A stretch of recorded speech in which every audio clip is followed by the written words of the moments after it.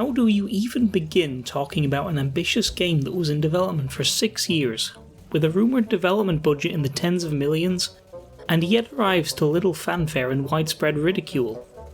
This is Amazon's second shot at breaking into the competitive gaming sphere after the first attempt, Breakaway, was cancelled before it even launched.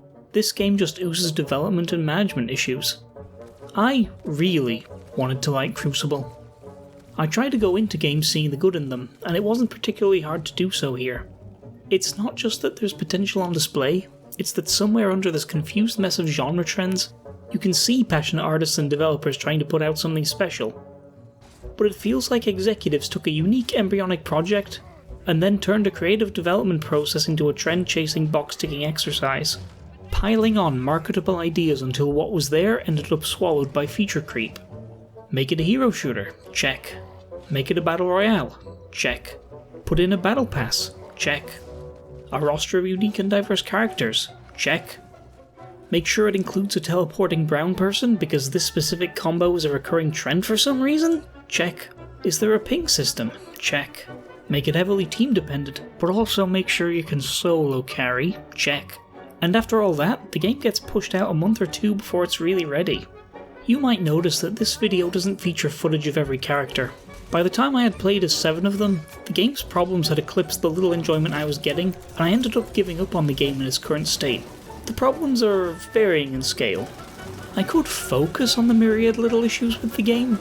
Matchmaking and connection issues, character level display bugs, profoundly boring respawn character process, information lacking important identical death sounds for allies and enemies, living characters, respawn animations consistently loading performance up issues, all specifically having extra abilities, AI enemies becoming immune to damage, camera not suited to melee dependent characters, significant character balance issues, weapons that don't feel impactful, animations that were clearly meant for use on different assets, melee hit range sound when taking damage over time.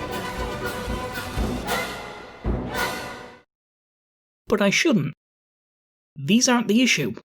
They were all annoyances, sure, but a lot of them are just rough edges that can be gradually sanded away with patching. Crucible's core problem, the one that drove me away, is something more fundamental. Let me explain.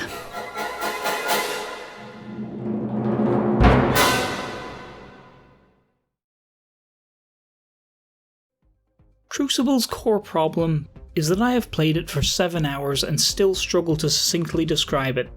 I mean, sure, I can give you the Wikipedia-style explanation.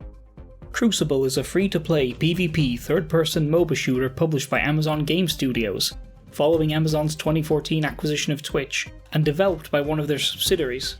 But to concisely tell you what it means to sit down and actually play Crucible still eludes me. There's a lot of elements in there, but rather than come together as one cohesive vision, it feels like the game was stitched together from a laundry list of popular design trends, a creation that came from the findings of innumerable focus groups rather than developers. So, you want a fast-paced arena hero shooter that's driven by macro strategy and plays out like a MOBA. Yeah, that's right, like that. Like Battleborn. And also, you should put in a battle royale. The mishmash design of Crucible comes to light in 3 main ways: the gameplay, the tutorialization, or lack thereof, and the communication features, or lack thereof. Let's talk about how the game plays first. Crucible, generally, pits 2 teams of players against each other to skirmish over objectives. Each character wields abilities that express their personalities and go to some length to make them feel quite different from one another. Some of them are pretty damn fun to play as. One of the first things I did during the tutorial, while playing as Flamethrower Girl Summer, was discover this little tech where I combo abilities to escape a close range encounter. It was really promising to start the game seeing a character with interesting and expressive movement mechanics. Someone please steal Summer and put her in a game that deserves her. At launch, Crucible had 3 modes: Harvester Command, Heart of the Hives, and Alpha Hunters. In Harvester Command, 2 teams of 8 players fight to control points on the map to contribute to a score. First team to 100 points wins. In Heart of the Hives, 2 teams of 4 take down colossal alien insect hives so they can collect the heart within. The first team to collect 3 hearts wins. And in Alpha Hunters, 8 teams of 2 deploy into a no respawns battle royale. If you lose your teammate, you can temporarily team up with another solo player. Aside from the main objectives, teams can capture harvesters and fight each other or AI monsters in order to gather essence, essentially experience points. Team members share XP and level up as a team, unlocking upgrades with each level. Side objectives occasionally spawn and capturing these provides team-wide bonuses. If this all sounds good so far, well, I agree with you. I honestly think that high-level Crucible play with organised teams would look pretty interesting, and I initially had high hopes precisely because of the strategic layer. The problem is that these core concepts are drowned out by all the other decisions that feel like they're in conflict. Crucible is a game that's constantly being pulled in different directions.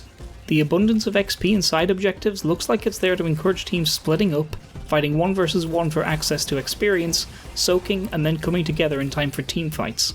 But just roaming as a group, getting ganks and clearing out monsters along the way never feels like it's actually sacrificing XP.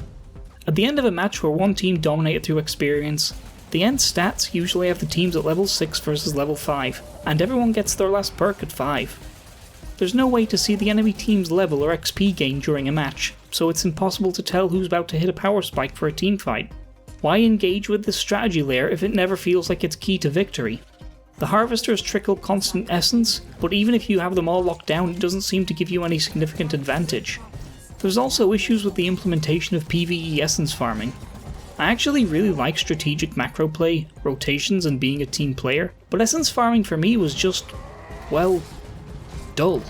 The map is too large for the amount of content that's in it, and the main hostile XP source, the Stomper dinosaurs, just soak a lot of damage while slowly walking towards you, posing minimal threat.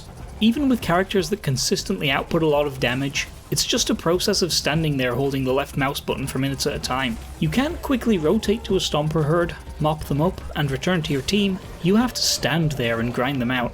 If the monsters were different, this could lead to interesting choices. If you could kill them quickly, you could weigh up if you had enough time to take them and return.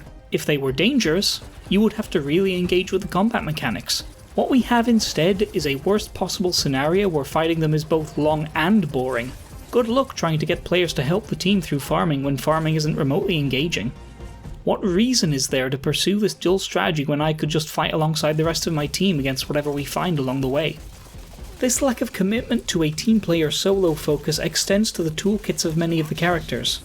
So many of them feel like they were initially designed to fill a role in a team composition but were then reworked to make everyone relatively self-reliant. Very few of them really fill a niche in a team. Bug can set up defensive turrets and provide an AoE heal, but he still doesn't end up playing like a support character that influences your team's win condition. Then, there's Earl. Earl has one of the best abilities for moving across the map, a large health pool, consistent damage, and a self-heal in a game with very limited healing. He doesn't feel like a tank, he just feels like a character that can do everything. Promotional and tutorial material really make the game sound like it wants to be more team-oriented, but the actual mechanics go against that. With objectives all over the map, you'll be skirmishing constantly. Think about the sort of squad you want at your side. There is no drafting or team composition. There's no way I can theory craft about team composition unless I'm queuing with friends. Everyone just picks their character before they even enter the matchmaking queue, and I suspect that's why every character ends up having to have a kit that lets them fend for themselves. The fence-sitting design is borderline embarrassing with the hives. They're built up and presented as mini raid bosses that you have to take down together as a team. Hives are big, nasty things. You'll find them springing up out of the ground on Crucible. Come special with their own little wasp thing. Ugh. My advice, don't let them touch you. Anyway, here's me taking one down solo, and all I needed was a medkit. Oh, and they seem to have a minimum attack range, which means Summer and Drakal can just grind them down without a care in the world. So many interesting team-based opportunities are thrown away in an attempt to make every player independent. I wonder if this was all done as a concession to the Battle Royale style mode Alpha Hunters. It's absolutely the odd one out of the modes and makes the discordant design show. Players just deploy in their duo and that's it. They have their standard abilities and weapons. There's no scavenging for equipment, making a Battle Royale mode with one of the hallmarks of the genre removed. The map's too large and empty for a MOBA, but too small for a Battle Royale, and it devolves into a deathmatch within minutes. As a result of all this, the game right now comes off feeling like a hodgepodge of trends, all undermining each other instead of executing a few ideas well. Crucible doesn't have a solid identity that becomes apparent during play, and it's a terrible way to be perceived at launch. I don't have a lot of interest in Valorant, and I think its art style is a bit of a mess, but I can look at one round of gameplay and intuitively understand what the game's about. Apex Legends keeps expanding in scope, but there's no doubt as to its battle royale focus. Overwatch has spent 4 years in an internal tug-of-war between its casual and hardcore player bases, overhauled some of its characters, added side modes, made significant game-changing alterations to team composition rules, and has a PvE expansion on the horizon. But despite all that, the intuitive role-driven gameplay pitting attackers against defenders has always been at the core of Overwatch. Crucible absolutely has potential as refinements are made, but potential isn't enough at this late stage. It's trying to solve problems that should be sorted before a beta, never mind a full launch with the Battle Pass and Cash Shop implemented.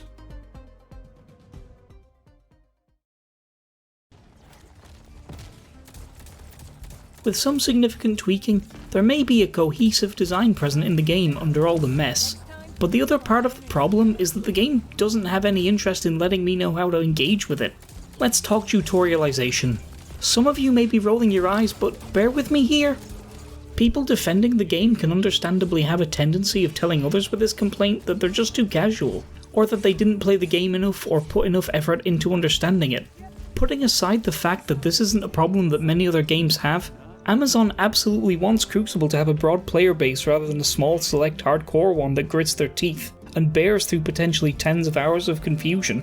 The current new player experience makes people bounce off it, and gatekeeping isn't a stance you can really afford to take early in a game's life in a crowded market. Even the developers agree. Make yet, but those are many of our top priorities. And while we're addressing those, we're also going to be working to improve the quality of areas that we've heard your feedback on, like frame rate, hit feedback in combat and the feel of combat, matchmaking, and most importantly, teaching the game to new players. I mentioned a little bit earlier, it's an area that we've heard a lot of feedback on, is that as new players come in, they're not actually understanding what makes Crucible unique, and it's not being taught to them. And we're going to be doing a lot of work to help educate and make sure that as new players come in, they look and see and can understand the amazing parts of Crucible that all of you in our core community have fallen in love with, and we do a better job of teaching them that. The game's tutorial only really explains the basics of control and interaction, but the game does very little to stress the importance of essence gathering. When a game starts, I'm presented with these tooltips for modifiers and side objectives, but I still don't have any frame of reference for how this is meant to inform my decisions. I know what a stomper is, and I have some vague idea of what to do if a stomper herd is moving, but do these two modifiers intersect? Are they separate insofar as we'll see stompers and a distinct herd? Why do some of these just sound like things that are present in the map by default? For some of these I still don't have much immediate understanding of what they mean. I can't engage with this potentially awesome strategy layer of the game if I can't understand it.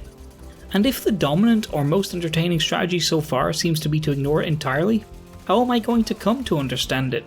I said earlier that I imagine high-level coordinated Crucible play may look really interesting, but my personal interest in the game is going to chiefly be sustained by what the experience is like for me to play on the ladder. If that high-level experience doesn't trickle down to the average player, and most games feel like disorganized skirmishes that don't play to the game's strengths, I'll end up playing something else. Why play Crucible if Crucible just feels like a watered-down version of something else? Let's talk for a moment about another similar game that I fell in and out of love with. Heroes of the Storm is Blizzard's MOBA game that takes characters from all of Blizzard's universes, Warcraft, Starcraft, Diablo and Overwatch, and puts them all in one game. Hey, wouldn't it be cool if Diablo got to fight the guy, John Starcraft? As I played Crucible, I found myself thinking about heroes from time to time. Like in Crucible, characters in HOTS level up as a team, encouraging soaking experience through PvE elements and rotations, before regrouping as a team to fight over objectives. Having a better soak routine and XP economy means your team will reach power spikes sooner, and opens windows of opportunity to take a favourable team fight. The rest of the game tries to highlight this. Experience bars and levels are always on clear display, the minimap shows experience opportunities in the lanes, and some characters are picked just for their ability to gain XP.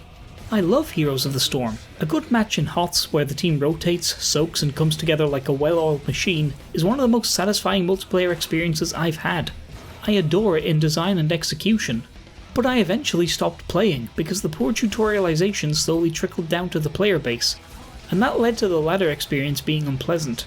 Despite being so crucial to success in the game, HOTS always struggled to inform players just how important it was to soak waves, especially in the early game.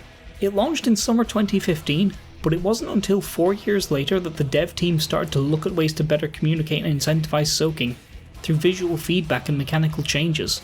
By then it was too late.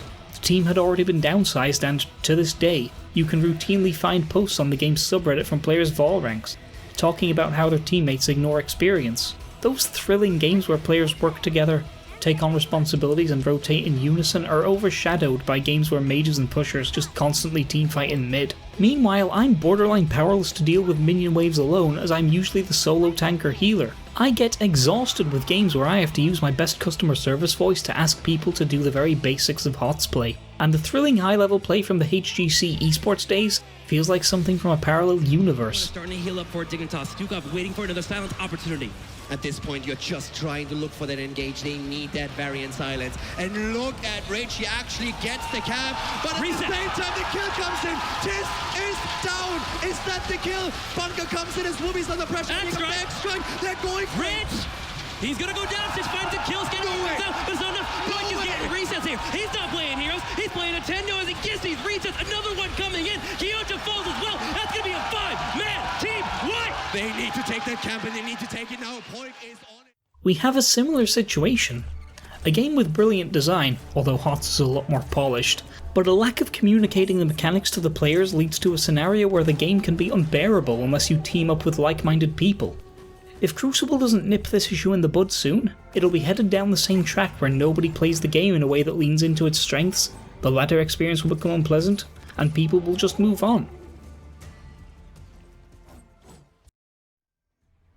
There's one final aspect of Crucible that exemplifies the fence-sitting confluence of design decisions: the communication systems, or rather the lack of them. At the time of writing, the only way to communicate with teammates is a ping system with no voice or text chat. The game directly links to its Discord server so you can find others to play with and chat via Discord. Conceptually, I'm actually pretty okay with this. I think it'd be nice to see us move away from these systems as a default assumption and embrace other in-game communication systems while reserving voice for groups. At least make it so that there's plenty of ways to communicate in a solo queue environment without relying on voice. The problem is that the ping system they have in place is absolutely dismal, doing very little to stand in for text or voice chat. It's limited to essentially barking orders at your teammates. Look here, go here, enemy here, group up here, danger here, and a context-sensitive ping for items like health packs. On the map screen, the only pings you can leave are look here and enemy here. That's it. The omissions are glaring. There's no way to acknowledge someone else's order. There's no way to give more specific pings on the map, just look here. You can't ping the map to say that you're going somewhere, so there's ultimately no way to either agree with anyone else's plans or communicate your own. The game has all this strategic depth, and a ping system that barely interfaces with that depth. There's not even a way to say thank you.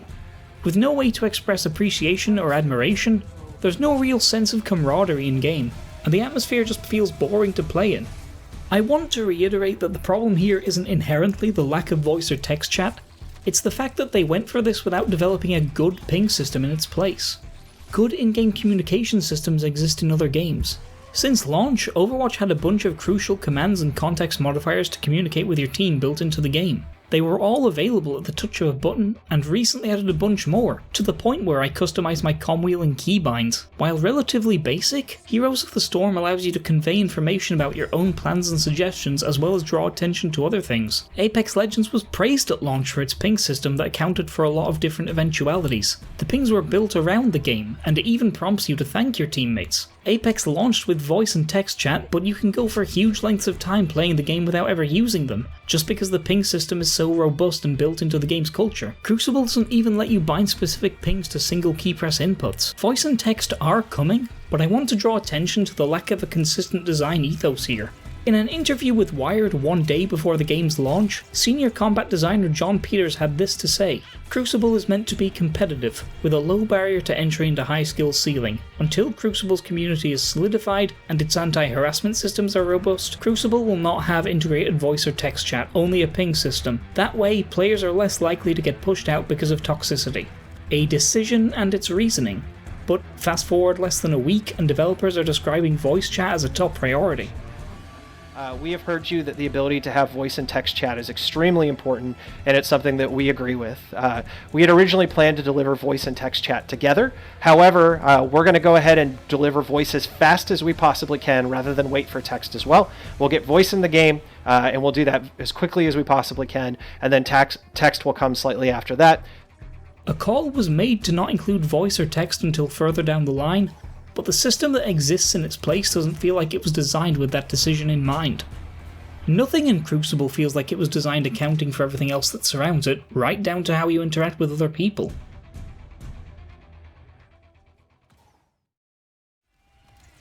After all my time playing and all I've said about it, I really do feel like Crucible has some potential.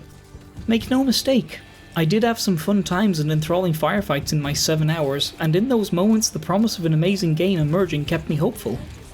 Developers have spoken about how they're going to improve the ping system and the player onboarding experience, and I'm glad they seem to be aware of where some of the issues are. They're even making the very brave decision to cut out 2 of the 3 modes and centre all the development around Heart of the Hives. Hi. So, this video's been in the pipeline for about a month, between writing, relearning how to edit, new programs, new mic, redoing the VO, and most of the productivity coming in manic workaholic bursts, and, the day before I finish editing, the devs announced that the game is effectively going to be unreleased and put into a private beta state. Anyone who's already installed the game can participate and invite others, but from here on out, no more random newbies until re-release. As of now, the player count hovers around 150, and the devs are matching a drastic situation with drastic action. The closest the game's come to doing this that I can remember is Final Fantasy XIV's total rebuild with A Realm Reborn. I can't say I'm super optimistic about the game, but I'd be lying if I said I wasn't low-key enthralled at watching this play out, and Crucible's development might be a hell of a story 1 year from now. So, good luck devs, I think. I'm kinda stuck here between rooting for an underdog and my disdain for Amazon as a company. Anyway, back to the rest of the video. I think everything else I say still stands, but I'd be remiss not to mention this. It kind of reinforces the perception that a lot of the game's bloat was added by executive decision, but now devs seem firmly in the driver's seat. I would love to come back in a few months and see that the game has turned its fortunes around. I sincerely hope that this video ages poorly. But this is Amazon's second entry into the big multiplayer game sphere, and it just doesn't look hopeful. I hope that New World doesn't fall into the same traps as Crucible, because I'm excited to see an MMO made by Guild Wars alumni and... oh. They want you to pay upfront to try out the Colonialism MMO in an already populated market. Well, good luck with that, Jeff. These subsidiary studios are screwed. It's also a really bad time to have a rough launch. Even if Crucible were to fix all its issues tomorrow, the question of is this game worth your time is still pretty dicey given the competition. Valorant launched in early June while I was making this video. Do you remember what happened the last time an interesting MOBA shooter came out just under 2 weeks before a highly polished game? A highly polished game from a studio with huge name recognition?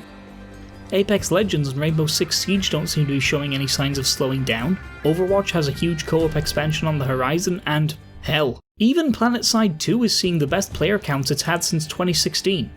Damn, imagine having the backing of the richest man on Earth, and the biggest game streaming platform, and still being overtaken by PlanetSide. Sure, Crucible has potential, but if the best you can say about a game at launch, especially in this environment, is that it nebulously has potential, chances are it's already too late. Oh, bring it down! Mama likes to swing her thing! Yeah! Also, giving your game the same name as the PvP component of Destiny has made it nigh impossible to Google basic information about it. Sorry. Thanks for watching through to the end. This is actually the first video project requiring serious effort that I've done in 9 years, and it was fun and surreal in equal measure. I'd like to do more, and I'm currently writing a video about Death Stranding. Feel free to like and subscribe, do algorithm things. In the meantime, check out some of this weird stuff I made. I also stream. Not consistently yet, but I'm getting there. And, well, I don't think I'll be streaming Crucible for at least a few months, especially if they don't turn it around.